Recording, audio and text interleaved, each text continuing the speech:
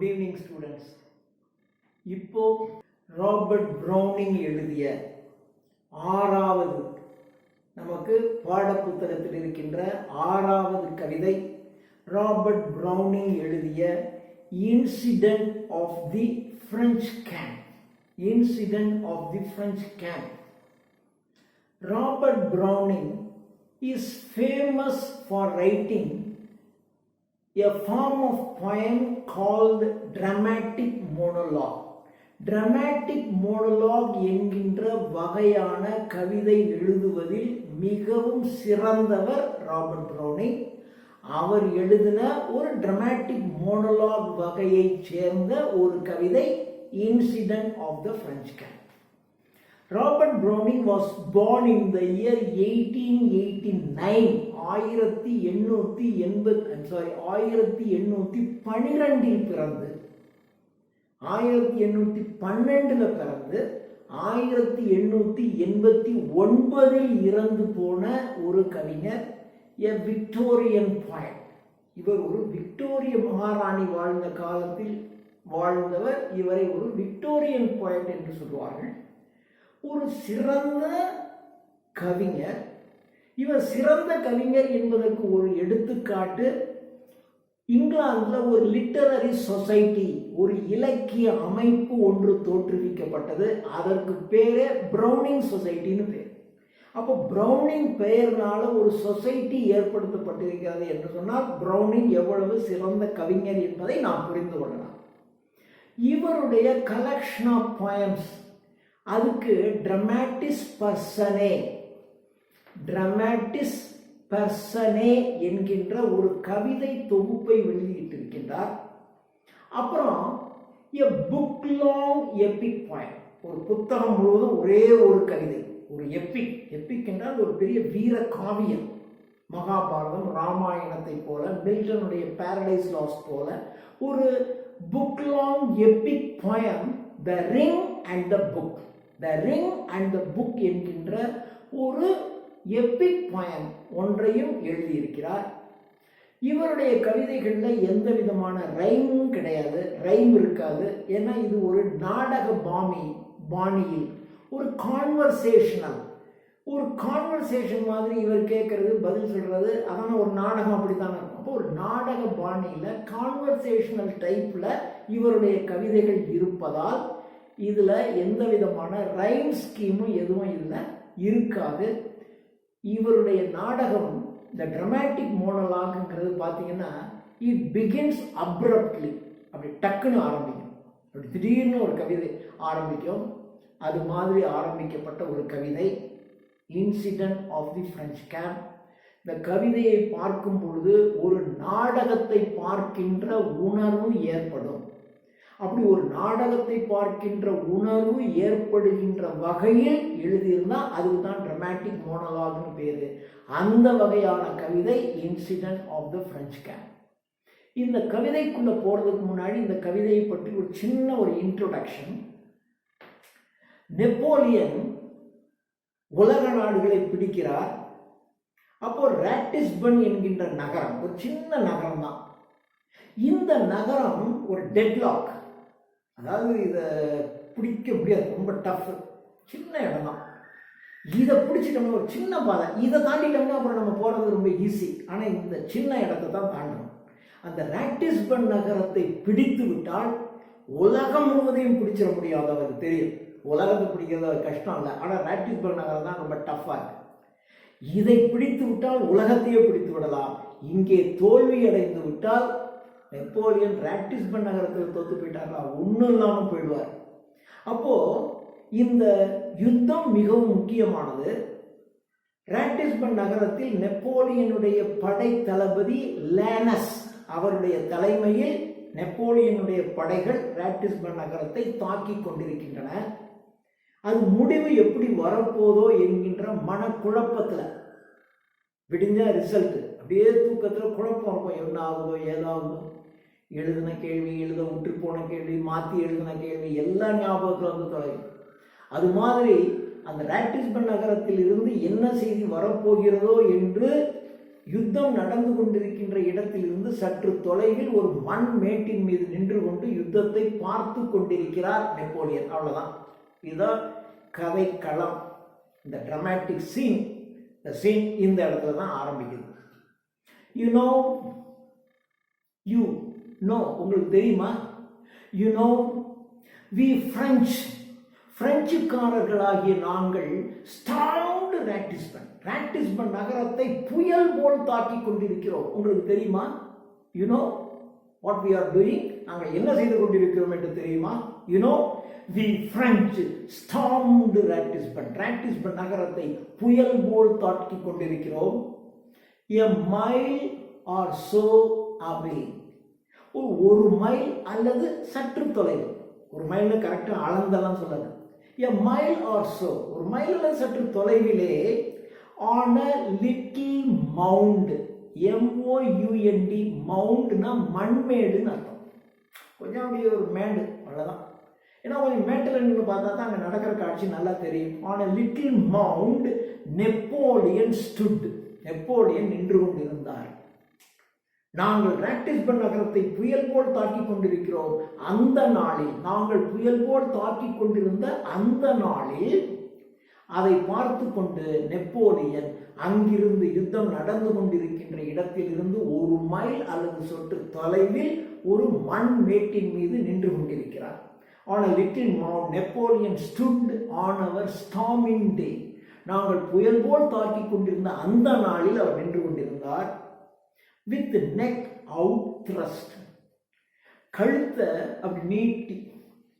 நமக்கு ரொம்ப ஆர்வம் இருந்தால் சாதாரணமாக அப்படி பார்த்துட்டு இருக்கோம்.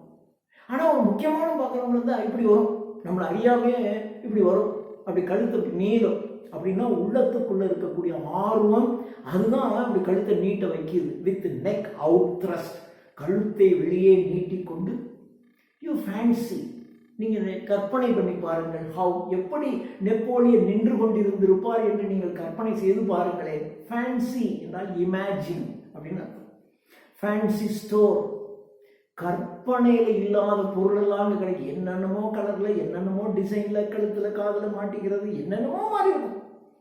இது இந்த வருஷம் ஃபேஷன்மா, அடுத்த வருஷம் வேற என்னமோ இருக்கும், அதுக்கடுத்த வருஷம் வேற என்னமோ இருக்கும்.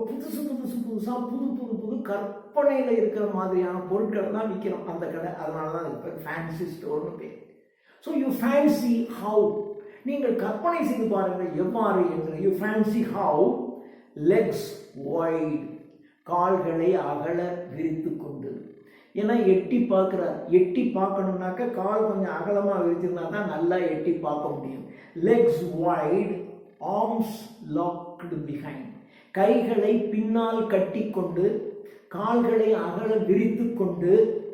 as if to balance the prone brow, oppressive with its mind, மனதுக்குள்ள அப்ரசிவ், மனதிற்குள் அழுத்தி கொண்டிருக்கின்ற எண்ணங்களை பேலன்ஸ். மனசுக்குள்ள எண்ணங்கள் அழுத்திக்கிட்டு இருக்கு.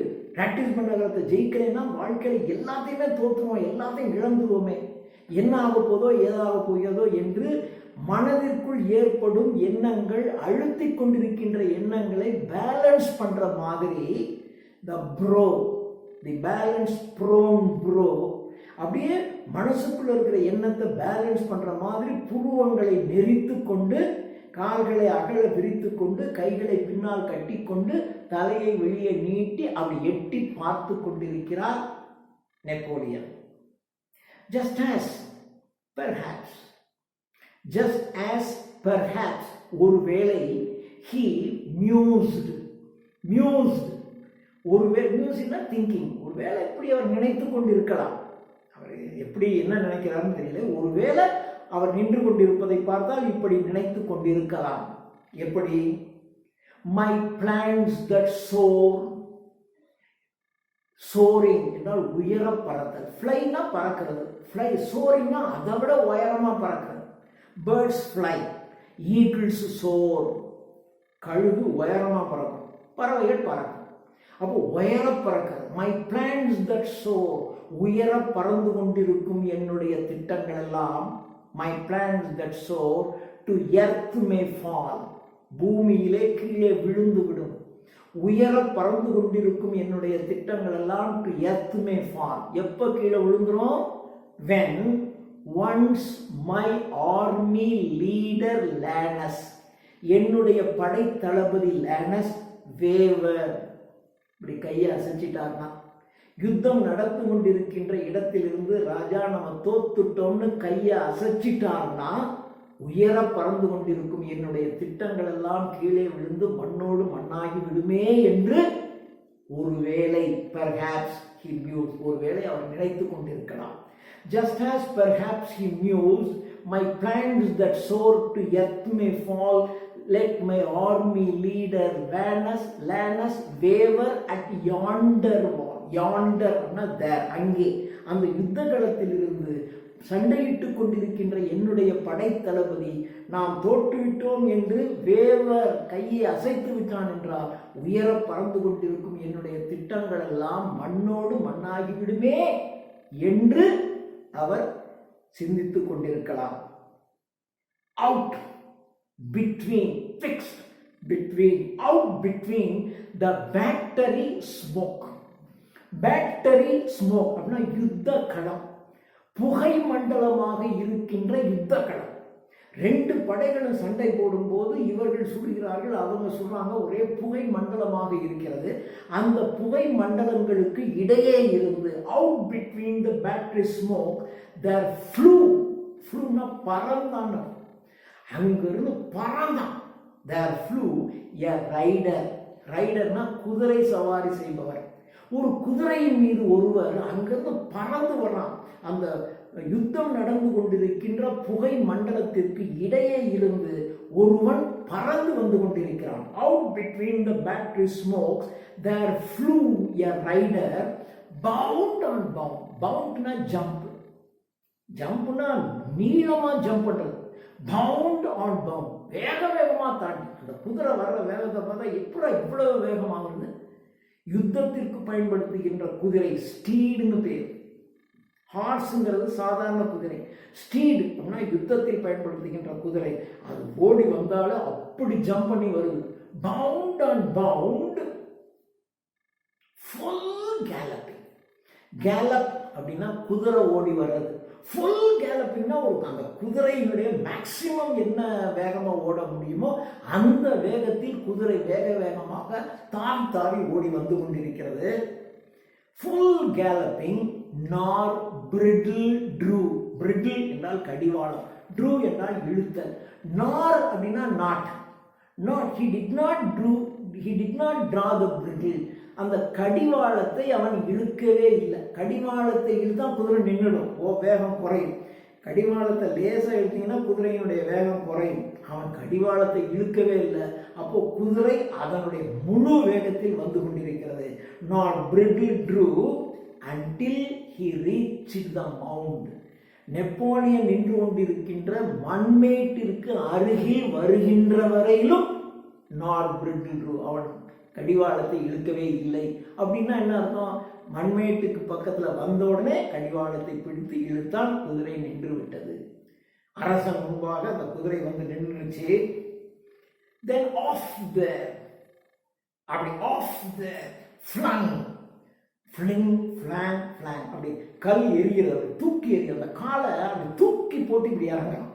அந்த அரசன் முன்னாடி இப்படி இப்படி தடுமாறி இறங்குனா எப்படி இருக்கும்? அரசன் முன்னாடி வரும்போது அப்படி ஜம்ப் பண்றான். அப்படி குதிரை வந்து நிக்குது, வந்து நின்ன உடனே அப்படி காலை தூக்கி போட்டு ஆஃப் தேர் ஃப்ளங் இன் ஸ்மைலிங், அப்படி சிரிச்சுக்கிட்டு புன்முறுவல் போத்துக்கொண்டு, இன் ஸ்மைலிங் ஜாய், ஜாய்னா ஆனந்தம், ஹாப்பி மகிழ்ச்சி, ப்ளஷர் அப்படின்னா அது ஒரு உடல் இன்பம். நல்ல சாப்பாடு, நல்ல மெத்தையில தூக்கம், இதெல்லாம் ப்ளஷர். சொகுசாக ஒரு காரில் போகிறோம், அதனால தான் அந்த காருக்கு பேர் ப்ளஷர் கார்னு பேர். ஒரு மகிழ்ச்சியாக போகிறது. ப்ளஷர்னா இன்பம், உடலுக்கு கிடைக்கின்ற இன்பம் ப்ளஷர். அதை விட கொஞ்சம் அதிகமாக இருக்கிறது ஹாப்பி. ஹாப்பியை விட ரொம்ப சந்தோஷமாக இருக்கிறது ஜாய். ஃப்ளங் த ஸ்மைலிங் ஜாய், அப்படியே ஆனந்தத்தில் அப்படி காலை தூக்கி போட்டு அப்படி இறங்குறான் ஒரு பையன். Then off there flung in smiling joy and held himself erect. அப்படி காலை தூக்கி போட்டு இறங்கி அப்படி நேராக நிற்கிறான். ஏன்னா ஒரு போர் வீரன் அரசனுக்கு முன்பாக நிற்கும் போது அப்படி held himself erect, அப்படி அப்படி வெறப்பா அப்படி நிற்கிறான். held himself erect by just his horse's man. M-A-N-E, man, M-A-N அப்படின்னா மனுஷன், ஆண். அந்த ஆணோட ஒரு ஈ சேர்த்துட்டீங்கன்னா பிடரி என்று இருக்கும். குதிரையின் பிடரி மயிர்களை பிடித்து கொண்டு அப்படி அப்படி மேலே ஜம்ப் பண்ணி அப்படி குதிரையின் பிடரி மயிரை பிடிச்சிக்கிட்டு அப்படி நிற்கிறான். Of their flung in smiling joy and held himself erect by just his horse's man, you man, a boy. வந்தனா ஒரு பையன், சின்ன பையன், ஒன்றும் வயசுலாம் கிடையாது, இளைஞன்னு கூட சொல்ல முடியாது, a boy. You hardly could suspect. Hardly அப்படின்னா no, you did not suspect. நீங்க சந்தேகப்படவே முடியாது. You hardly could suspect. அவனுக்கு அவனுடைய இதயம் துப்பாக்கி குண்டுகளினால் சுடப்பட்டிருக்கிறது என்பதை நீங்கள் அப்படிப்பட்டிருக்குன்னே நீங்க நினைக்கவே முடியாது. ஏன்னா அவன் வரலாம், அப்படி வேகமாக வந்து ஜம்ப் பண்ணி அப்படி நிற்கிறான். இதை பார்த்துட்டு இவனுக்கு அடிபட்டிருக்குன்னு யாரும் நினைப்பாங்க. You hardly could suspect. So tight he kept his lips compressed. அவன் உதடுகளை அழுத்தமா மூடிட்டான். So tight he kept his lips. அவன் உதடுகளை compressed, அப்படி அழுத்தி மூடிட்டான். Scarce any blood came through. வாயின் வழியாக ரத்தம் கசிந்து வெளியே வந்துவிடாமல் இருப்பதற்காக அப்படி அழுத்தி மூடிட்டான். You look twice. நீங்க ஒரு தடவைக்கு 2 தடவை, தம்பி கொஞ்சம் பாரு, நீ கொஞ்சம் காமி, ஓ அப்படியா, இப்படி 2 தடவை பார்த்தீங்கன்னா தான். You look twice. Yerna before you saw his breast was all but shot in two. His breast, அவனுடைய மார்பு, was all but shot. துப்பாக்கியினால் அவனுடைய மார்பு சுடப்பட்டு 2ஆக பிளக்கப்பட்டிருக்கிறது. ஷாட் இன் 2, 2ஆக அவனுடைய மார்பு பிளக்கப்பட்டிருக்கிறது என்பதை நீங்க பார்க்கணும்னா ஒரு தடவைக்கு 2 தடவை கவனிச்சா தான் தெரியும். அப்படி இல்லைன்னா தெரியாது. ஏன்னா அவன் வந்து அப்படி ஜம்ப் பண்ணா, அப்படி நிற்கிறான், அப்படி எரெக்டா நின்றுக்கிட்டான், அப்படி வாயை நல்லா மூடிக்கிட்டான், அப்படி நிற்கிறான், தெரியல. Well, cried he. வந்தவன் சத்தம் போடுறான். Well, cried he, Emperor, by God's grace, Emperor, சக்கரவர்த்தி, கிங், அரசன், அரசர்களுக்கெல்லாம் அரசன், பேரரசன், emperor. Well, cried he, Emperor, by God's grace, கடவுளின் அருளினால், we have got you Ratisbon. கடவுளின் அருளினால் ராட்டிஸ்பன் நகரத்தை நாம் வெற்றி பெற்று விட்டோம் அரசே, நாம் அதை பெற்றுவிட்டோம் அரசே. We have got you Ratisbon. The marshal is in the marketplace. Marshal என்ற படை தளபதி, லேனஸ் படை தளபதி. நம்முடைய மார்ஷல் பேர் சொல்ல முடியாது, ஏன்னா ஒரு போர் வீரன். The marshal is in the marketplace. நம்முடைய படை தளபதி மார்க்கெட் பிளேஸ்ல இருக்கார். மார்க்கெட் பிளேஸ் என்பது ஜனங்கள் கூடுகின்ற இடம். இந்த வெற்றி செய்தியை கொண்டாடுவதற்காக மார்ஷல் படைத்தளபதி ஏற்கனவே மக்கள் கூடுகின்ற இடமாகிய மார்க்கெட் பிளேஸுக்கு போயிட்டாரு. The marshal is in the market place and you, நீங்கள், you will be there. நீங்கள் விரைவாக அங்கே, ஆனன்னா soon, சீக்கிரம், நீங்கள் விரைவாக அங்கே செல்லுங்கள் அரசே. கடவுளின் அருளினால் ராட்டிஸ்பன் நகரத்தை நாம் ஜெயித்து விட்டோம். நம்முடைய படை தளபதி அவர்கள் மார்க்கெட் பிளேஸ்ல அதை கொண்டாடுவதற்காக இருக்கிறார். நீங்களும் விரைவில் அங்கே செல்லுங்கள் அரசே என்று அவன் சொல்லுகிறான். The marshal is in the marketplace and you will be there, Anan. சொல்லிட்டு to see your flag bird, to see your flag bird, flag bird பறவை கொடி, flag கொடி, bird பறவை கொடி. நெப்போலியனுடைய கொடியில் ஈகிள் பறவை இருக்கும். உங்களுடைய ஈகிள் பறவை கொடி பறப்பதை பார்க்க வேண்டும் என்பதற்காக. To see your flag bird flap his wings.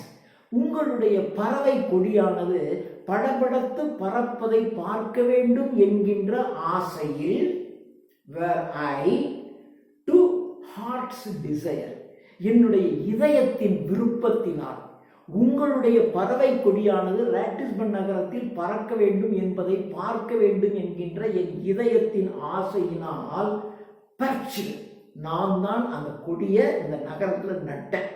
முதலில் நம்முடைய கொடியை இந்த நகரத்தில் பறக்க விட்டது நான் தான், பர்ச்சிடுகேன் அப்படின்னு சொன்னா, சொல்லி முடித்தவுடன் the chief's eyes flash அப்படின்னா அந்த கேமராவோட ஃபிளாஷ் லைட் டக்குன்னு அப்படி மின்னுமே, அது மாதிரி அரசனுடைய கண்கள் அப்படியே மின்னின. the chief's eyes flashed, soared up.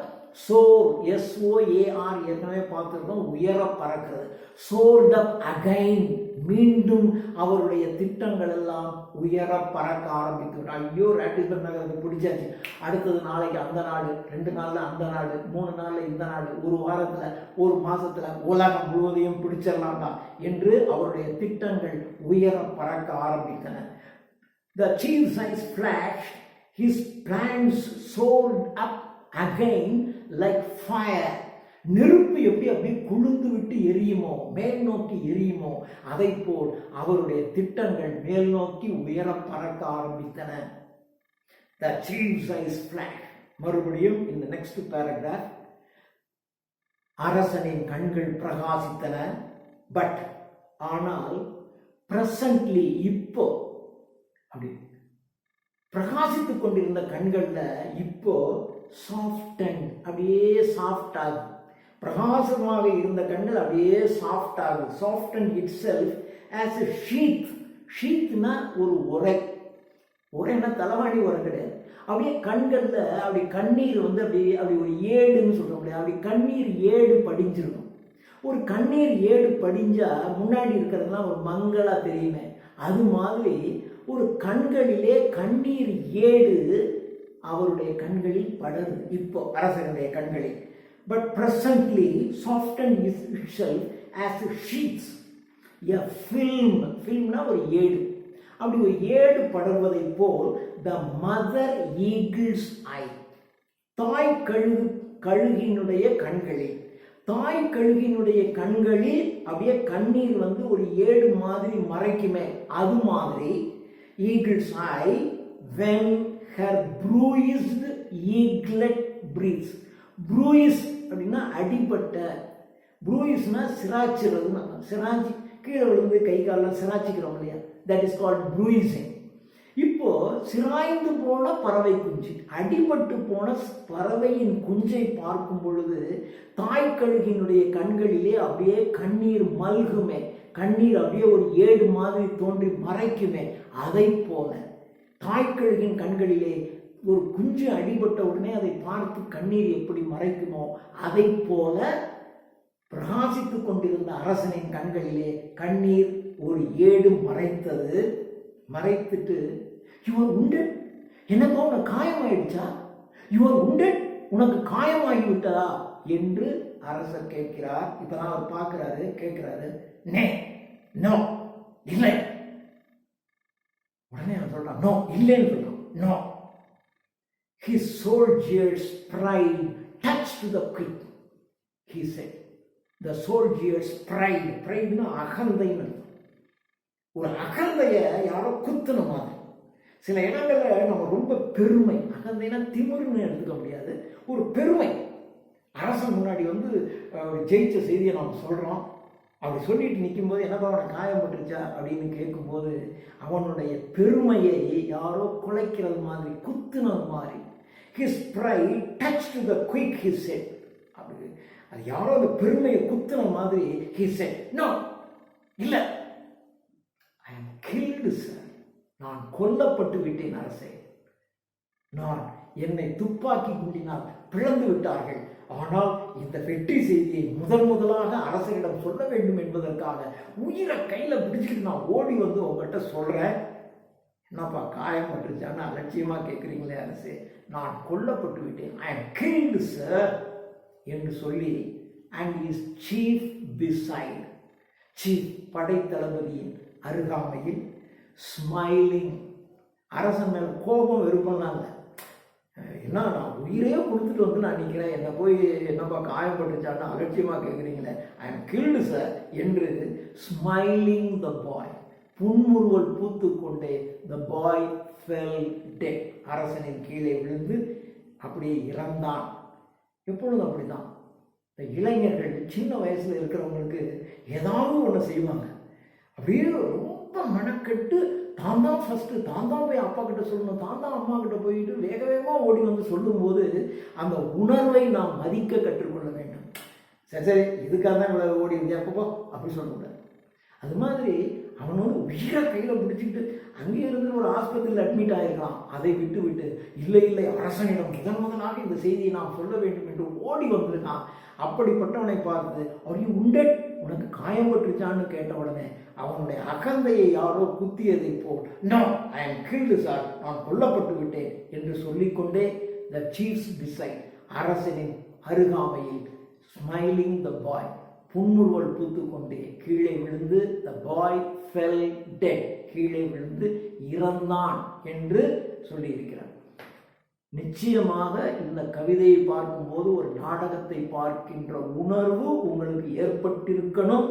ஏற்பட்டிருந்தா நான் ஜெயிச்சிட்டேன். உங்களுக்கு ஏற்படலைன்னா எனக்கு உங்களுக்கு நாடகத்தை பார்க்குற உணர்வை ஏற்படுத்துகிற மாதிரி சொல்ல தெரியலைன்னு அர்த்தம். ஒரு அருமையான நாடகத்தை கவிதையாக வடித்து கொடுத்திருக்கிறார் ராபர்ட் ப்ரௌனிங். தேங்க்யூ.